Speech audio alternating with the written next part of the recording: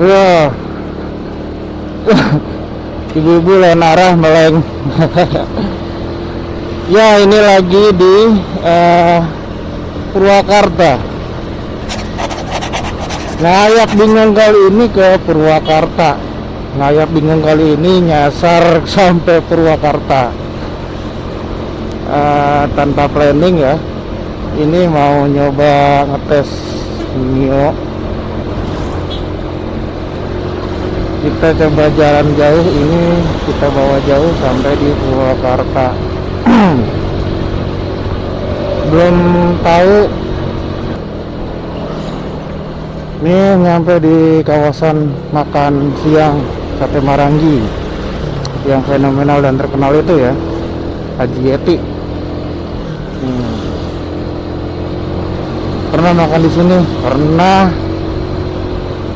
Terus buat kalian yang udah pernah kesini mampir makan di sini, boleh komen pengalamannya makan sama siapa aja ya.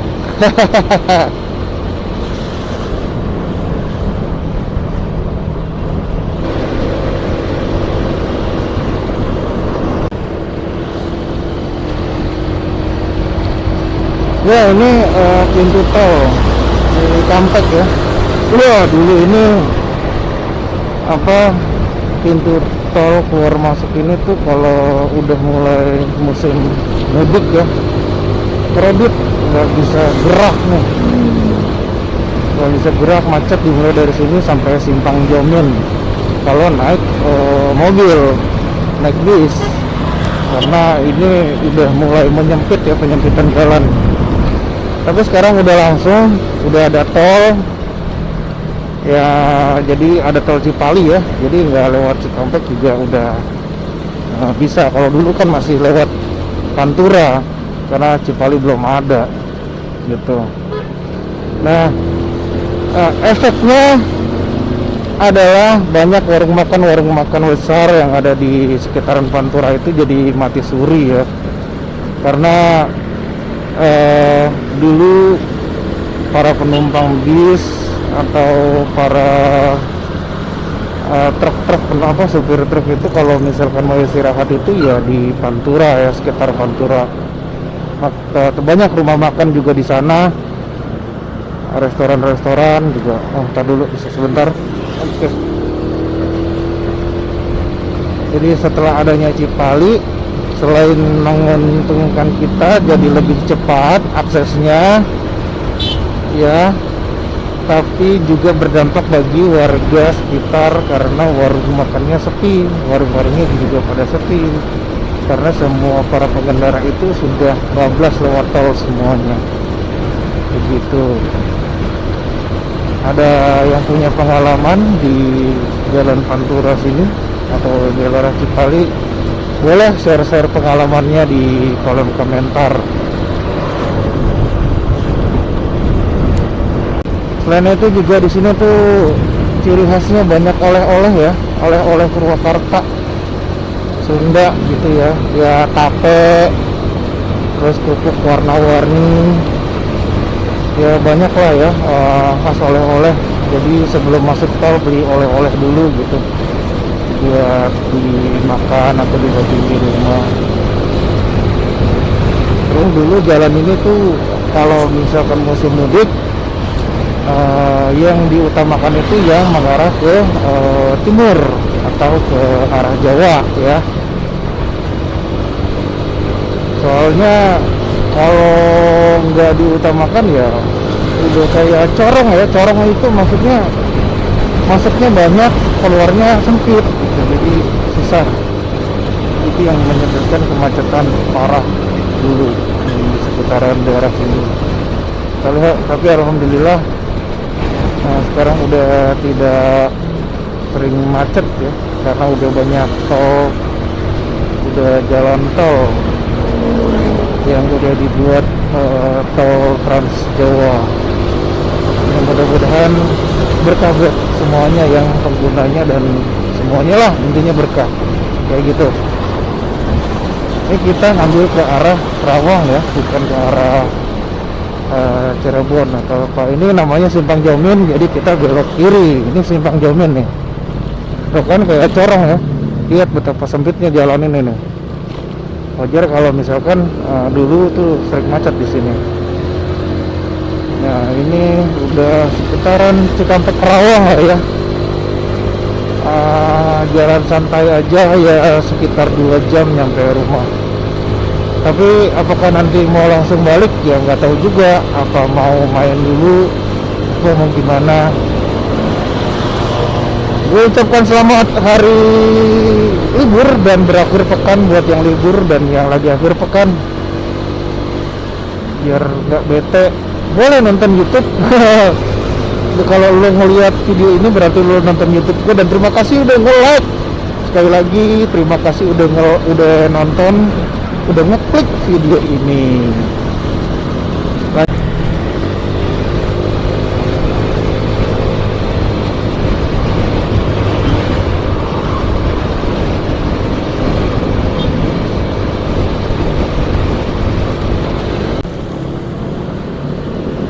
Perbaikan jalan satu arah, nggak panjang sih, tidak, jadi cuma sebentar doang, mungkin ada sekitar 50 meteran ya, sampai sini doang nih, sampai traffic light lampu merah.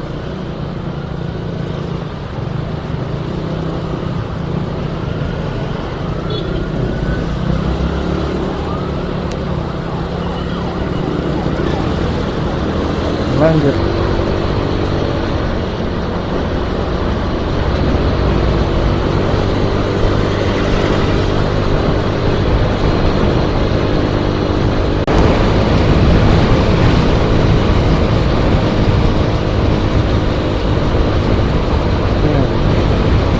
Ya. Keluar dari jalan dan ini puteran. Oh, ini bahaya banget jalan-jalan kayak gini. Jadi yang dari arah jalur utama ini lagi dalam keadaan cepat, tiba-tiba harus kaget karena ada yang putar arah dan keluar dari jalan sebelah kiri ya. Itu bahaya banget itu kayak gitu. Tapi ya mau gimana lagi, sekalipun udah banyak korban tuh ya, seperti gini ya tuh, kita ngerti jalannya tuh bisa, padahal jalannya udah ditutup tapi dibuka, dibikin celah biar motor bisa terbalik. Aduh, mudah-mudahan kita nggak seperti itu ya, karena bukannya soan atau gaya-gayaan pengen yang paling ngikutin rambu-rambu lalu lintas gitu, tapi ada untungnya buat kita yang mengikuti rambu-rambu lalu lintas. Kalau seumpama kita tersenggol atau senggolan dengan pengendara lain dan sedangkan posisi kita benar, sekalipun kita di mata hukum atau kita di kantor polisi, kita nggak salah, kita di dalam posisi yang benar gitu. Intinya itu dulu, penting atau bijaknya kita berkendaraan ya. Surat-surat kendaraan juga begitu, STNK dan SIM. Kalau bisa kita sebagai user atau pengendara motor ya, kita memakai motor nih ya, sepatutnya kita tuh punya SIM C untuk motor ya. Kalau seandainya di jalan itu sering banget kejadian-kejadian yang tidak pengen kita inginkan, atau nanti kejadian yang tidak kita prediksi atau kita nggak tahu dan mengakibatkan senggolan dengan kita, atau kita jadi korban tersenggolnya orang atau apapun itu di jalanan yang tidak kita inginkan. Setidaknya surat-surat perlengkapan kita lengkap, jadi di mata hukum itu kita tidak berat ya. Itu seperti itu. Kecuali kalau misalkan kalian atau kita nih udah di jalan terus kemudian kita tabrakan atau tersenggol di jalanan gitu, kita korban, kita tetap salah. Kenapa? Kita nggak punya surat berkendara, jadi nggak bisa kita pakai kendaraan mobil ataupun motor gitu kalau kita nggak punya surat izin mengemudi gitu. Dan biasanya kalau kecelakaan di jalan kayak gitu, Jasara Harja itu tidak mau menanggung kalau kita ada apa-apa di jalan. Tapi sebaliknya, kalau kita punya SIM dan kelengkapan surat berkendara dan kelengkapan kendaraan kita itu sah, ya, itu ketika kita ada kecelakaan di jalan, otomatis ya, kalau kita bikin surat keterangan ke polisi, terus laporan ke jasa harja, kita di cover gitu, sebagai informasi aja. Ya mudah-mudahan kita bisa lebih bijak dalam berkendara ya. Bukannya sok bijak, lagi-lagi ini bukan pengen sok nasihatin, tapi kembali lagi ke manfaat yang akan kita dapat kalau kita juga melengkapi surat berkendara kita sama surat izin berkendara kita. Begitu. Oke, sobat Sur Adon.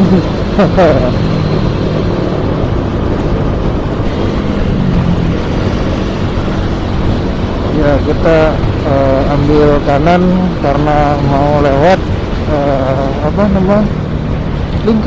jalur lingkar luar Karawang. Nah, untuk sekedar info,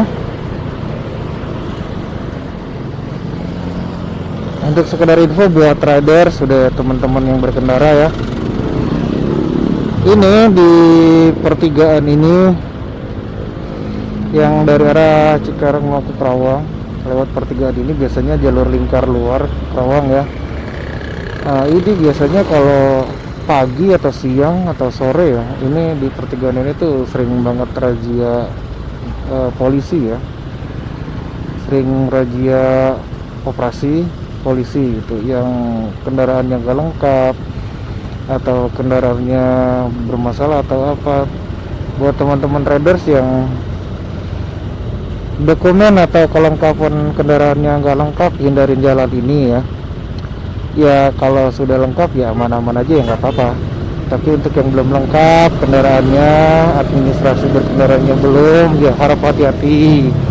Bukannya untuk ngasih tahu,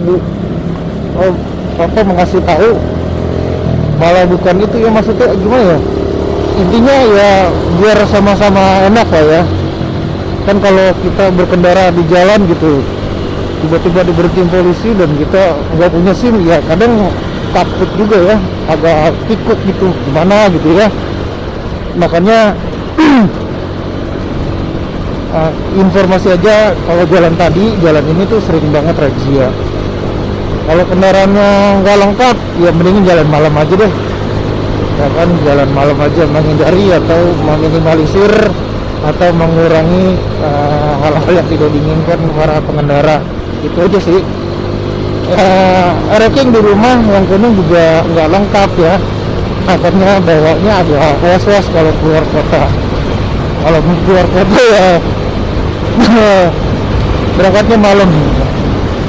Sebenarnya sih bukan itu alasannya, karena malam itu lagi adem aja gitu, jalannya udah panas. Ya ini jalan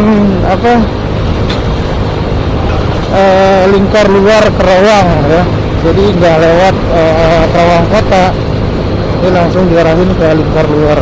Dan biasanya sering kok, kalau kalian sering mudik atau sering mau kemana gitu lewat jalan melewati Cikarang Karawang, pasti sering lewat jalur lingkar luar ini. Memang disarankan untuk lewat jalur lingkar ya, untuk menghindari kemacetan pasar dan sebagainya. Itu aja sih, itu yang gue tahu.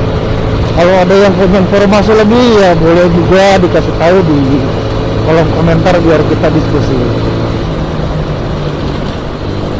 Oh iya, untuk info juga buat para riders ya, ini atau pengendara motor atau teman-teman yang lewat keluar kota terus capek di perjalanan, pengen istirahat ya,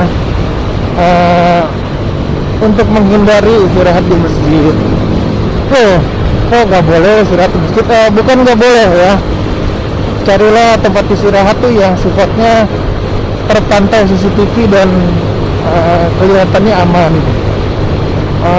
Kok masjid nggak aman? Ya bukan nggak aman, masjidnya mah aman-aman aja, tapi kan masjid itu siapa saja datang kan ke masjid itu, dan orang-orang juga kita nggak tahu apakah itu orang baik atau orang jahat. Loh, kok ke masjid orang jahat sama orang baik? Ya nggak tahu, intinya pokoknya nggak disarankan untuk istirahat di masjid.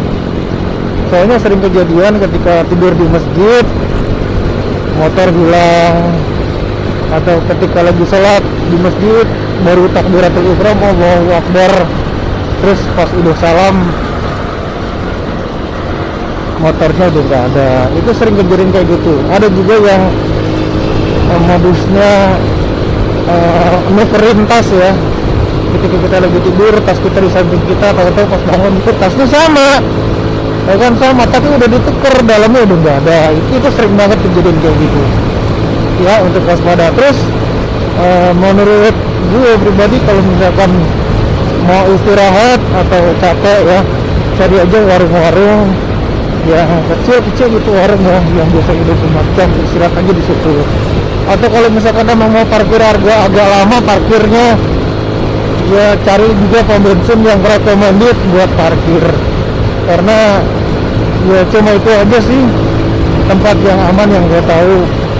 Cari, kalau enggak Alfamart atau Indomart yang ada akses CCTV-nya. Kita lihat dulu di depan itu bisa ada akses CCTV-nya. Kalau ada, kita bisa istirahat. Biasanya kalau ada akses CCTV di Alfamart atau Indomart, di depannya itu suka ada bangku sama meja ya. Nah, kita bisa duduk di situ sambil merem-merem sedikit lah kalau mau istirahat. Tapi tidak disarankan untuk istirahat di masjid. Ya, untuk sama-sama kita ya, sama-sama saling mengingatkan. Begitu kurang lebihnya. Ini wah, nggak dapet ya.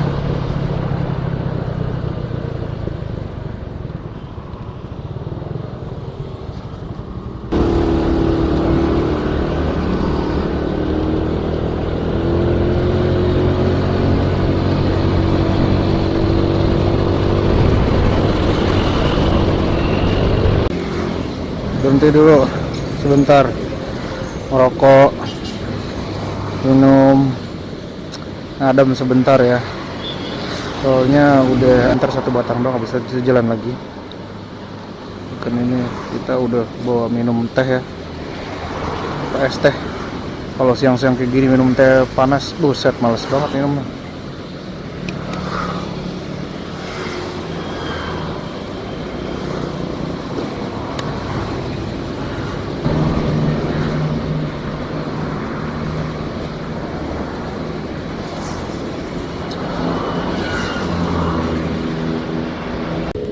Oke, beres, kita jalan lagi ya, menuju ke Bekasi.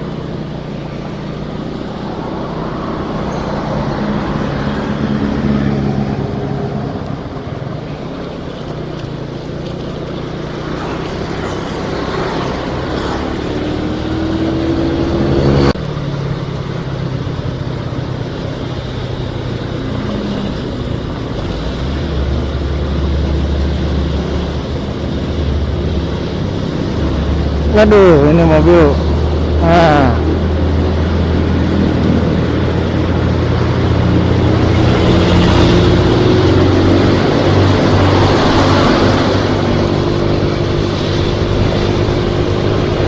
jalannya lawan arah. Ya, nggak ngerti lah Indonesia Raya ini. Setidaknya kita nggak ikut-ikutan untuk memperkeruh keadaan di jalanan.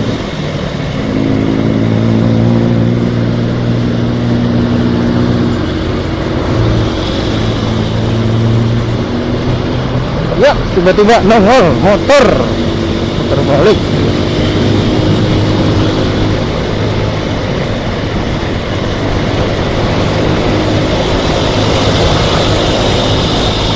Bensin aman.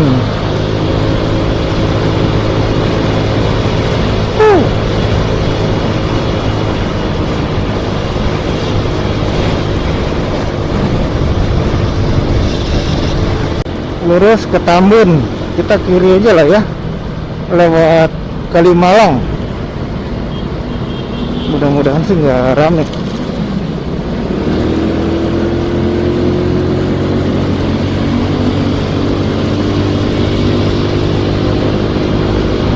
Nah, ini cet cet cet cet cet cet cet cet cet.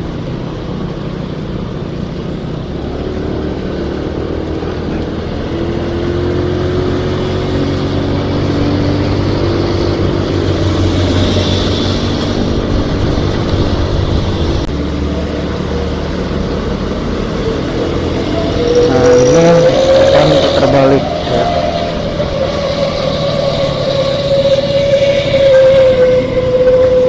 Di situ kita ke arah Bekasi, Giant Bekasi ya. Nanti tembusannya jalannya Giant Bekasi. Wow, lubangnya dalam juga ini.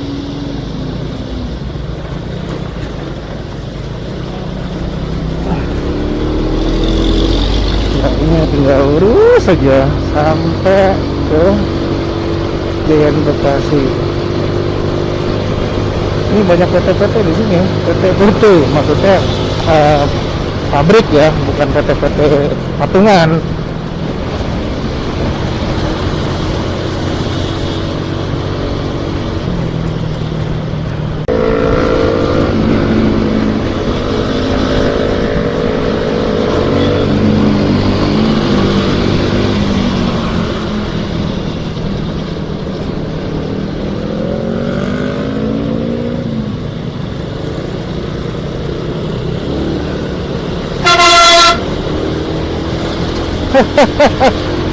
Kaget kan di klakson truk.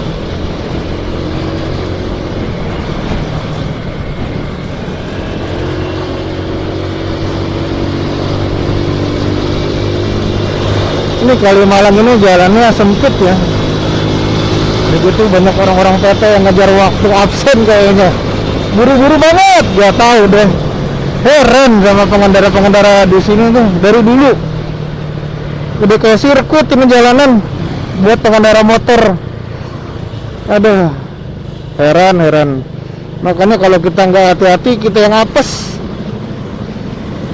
Makanya sebelum apes, kita yang harus hati-hati gitu. Nih, kayak motor kayak gini, ini nanti langsung di start, langsung digas, dibejek. Udah berasa kayak balapan. Biasanya pengendara motor kayak gini tuh nggak sabar dia. Udah berasa kayak motor MotoGP. Tapi nggak apa-apa sih, itu motor memang cc-nya gede. Wajarin aja lah. Kadang gue juga kalau lagi naik racing suka ya pengen ngebut ya. Tapi nggak pas lagi rame kayak gini. Namanya penyakit kalau lagi rame kayak gini. Kalau jalanan lagi sepi ya boleh lah dibesat-besat dikit sampai batas limitnya motor.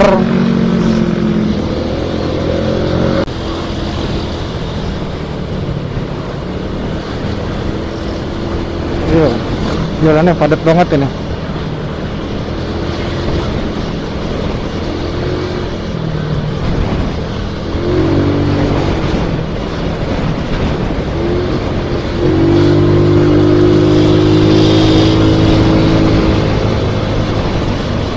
Aduh, sebenarnya nggak pengen ngebut-ngebut, tapi kondisi jalan di sini tuh jadi bikin gue harus ikut mereka gitu, harus ngebut gitu. Pelan sedikit di sini diklakson sama orang tuh, ngeri lah pokoknya tuh.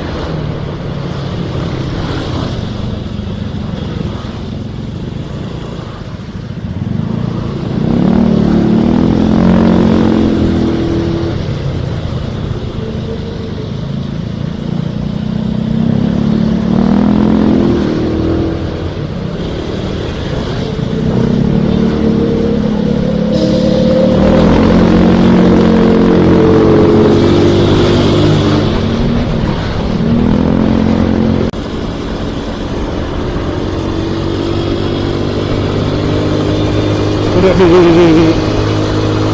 MMA aja nih. Tapi memang masih jadi misteri kalau kita tuh berangkat tuh lama gitu, tapi kalau pulang cepet gitu ya kan. Kalau jalan-jalan tuh berangkatnya lama, nah, kemudian pulang kok cepet nih, itu masih menjadi misteri. Tapi oke, jadi udah balik tadi dari Bekasi ya, sholat zuhur, rokok sebatang, terus kita arah pulang. Ya, sebelum arah balik ini, sebelum nyampe di rumah, gue mau ngasih ringkasan perjalanan kali ini ya kan. Tadi berangkat dari rumah itu sekitar jam 8. Belum jam 8 sih, jam 8 kurang berapa, lupa ya, nggak jam soalnya. Dan lupa juga set kamera ya. Jadi nggak sempet set kamera action cam ke helm. Berangkat jam 8 dari rumah itu bensin sama ya kayak gini, modalnya segini berangkatnya. Habis itu mulai ngisi lagi tuh di daerah Karawang, ngisi 26.000, dan itu pun nggak penuh ya, maksudnya pas gitu, 26.000 itu pas. Terus sampai ke Purwakarta tadi lewatin Gapura Selamat Datang Purwakarta, ke Sate Marangi, ngelewatin rumah makan Sate Marangi Haji Yati. Terus dari situ lurus terus ya sekitar 5 kilo dari situ. Kok nggak ada tujuan sih perjalanannya ya, namanya juga lagi ngayap ya, jadi kontennya masih tema ngayap, jadi ngayap aja, tujuannya mah nggak usah, yang penting jalan aja naik motor. Nah, sampai di sana ngopi-ngopi, ngerokok, nyemil-cemil, habis itu langsung balik. Enggak stay lama ya di sana, di Indomaret gitu. Langsung balik aja. Nah, balik tadi mulai ngisi lagi itu tadi di Cikarang, ngisi bensin 20.000 ini, sisanya segini, sama kayak tadi berangkat dari Jakarta. Jadi total semua 46.000 ya. Terus gimana, ini termasuk boros atau enggak? Kalau menurut gue ini boros ya, ini boros. Jadi 46.000 itu pulang pergi. Untuk apa? Untuk motor matic nggak tahu ya, cuma ini Mio karburator ini agak boros ya. Tadi itu begitu. Jadi kalau dipikir-pikir kan 4,5 liter ya, 4,5 liter itu pulang pergi. Perbandingannya sama Ereking itu jauh lebih irit ya, walaupun, dan itu pun perjalanannya malam lagi Ereking ya. Orang-orang naik Ereking itu nggak ada yang pelan. Ini tadi pelan, maksudnya nggak nyampe 100 lah, nggak nyampe 100 km per jam itu. Ya gini, 46.000 buat bensinnya. Nah, balik lagi ke kita yang mau pakai motor matic atau Mio, khususnya yang karburator. Persiapkan budget untuk itu, untuk bensin kalau mau pergi jauh ya. Karena ini gue lagi ngelatih atau nyoba pakai motor Mio ini sampai di mana sih borosnya. Maksudnya tuh pengen tahu aja kira-kira kalau perjalanan jauh itu ngisi bensinnya tuh di mana aja. Udah gitu kalau misalkan diisi sampai full tank, ngisi lagi di mana gitu ya. Cuma pengen tahu itu aja. Oh, ternyata ini di luar prediksi gue ya. Ternyata ya 46.000 pulang pergi. Nah, kalau dibilang boros apa enggak, menurut gue boros. Tapi kalau mungkin kalian pengguna Mio karburator nganggapnya ini nggak begitu boros, tapi memang iya. Mungkin ini yang bikin boros adalah di per CVT yang 1500 rpm sama per Sentry-nya yang 1500. Gue pengen downgrade aja ke per CVT yang 1000 ya, atau per Sentry yang 1000. Ini jadi ngeden ya, maksudnya ngegerung di atasnya. Emang lari, powernya ada, cuma nggak apa ya, nggak sinkron atau nggak sesuai sama bensin yang keluar. Harusnya dengan bensin seboros itu powernya ini harus lebih dari itu ya. Oke semuanya, ini gue udah mau sampai Pulau Gadung. Baterainya juga udah mulai kelap-kelip merah. Terima kasih udah nonton, terima kasih udah ngeklik video gue, dan semoga keberkahan buat kita semua. Semoga kita diberikan rezeki yang berlimpah, dan semoga kita juga diberikan kesehatan oleh Tuhan Yang Maha Esa. Jangan lupa, kebahagiaan itu sederhana, kebahagiaan itu kita sendiri yang menciptakan. Nggak ada yang mahal dalam bahagia, cuma yang membuat bahagia itu ada, yang membuat bahagia mahal itu adalah ekspektasi kita sendiri. Sampai ketemu lagi di ngayap-ngayap berikutnya. Mudah-mudahan kita ada umur dan selalu ada budget untuk happy-happy. Thank you. Selamat siang menjelang sore. Assalamualaikum warahmatullahi wabarakatuh.